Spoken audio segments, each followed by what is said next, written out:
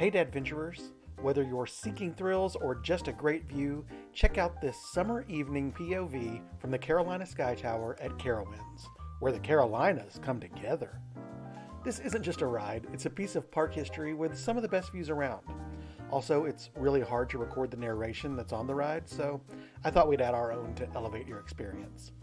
For your safety and the safety of others, please remain seated during this truly moving video. Well, unless you're hitting the like button, and then you can do whatever you please.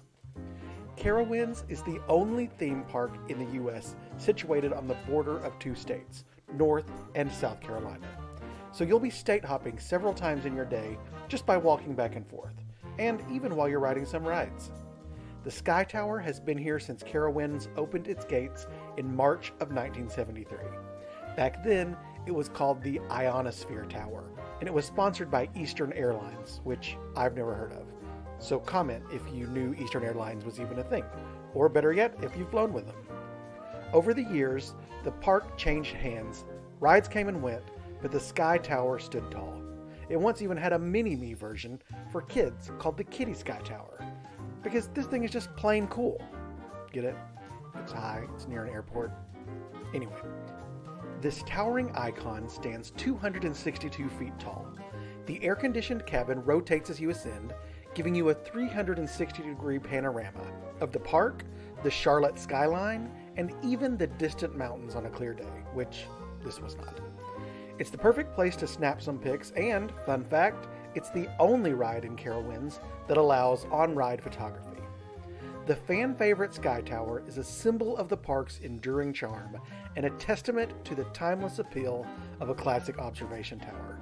Plus, the ride's narration has been updated to highlight 50 years of Carowinds history. That narration is where I borrowed a lot of this information from. The 5-minute ride is a chance to take a breather from the high-speed thrills, appreciate the beauty of the Carolinas, and maybe even learn a thing or two about the park's past. For example, Carowinds was originally built under the leadership of Earl Patterson Hall after a trip to Disneyland in California. He wanted to bring that experience to the Carolinas, and after 4 years and several delays, Carowinds opened at an original cost of $70 million. Its name is a portmanteau of Carolinas and winds, representing the winds that blow across the states. Once you reach the top, you can see how much the park has been upgraded in half a century. It boasts 2 of the tallest roller coasters in North America, including Fury 325, which you're seeing right now, the tallest roller coaster with a traditional chain lift hill. It's more than 6,000 feet long and tops out around 95 miles per hour. Coming up, you'll also see Copperhead Strike, Carolina's first double launch coaster, along with Thunder Striker, the tallest coaster in South Carolina. And those are just 3 of the 14 coasters you will find in this park. I also definitely recommend an evening ride on the Skytower as the lights of the park start to shine. My kids also loved catching a glimpse of all of the slides at Carolina Harbor, Carowinds' included water park, which is worth a day all on its own, with a lazy river, 2 wave pools, and tube and body slides galore.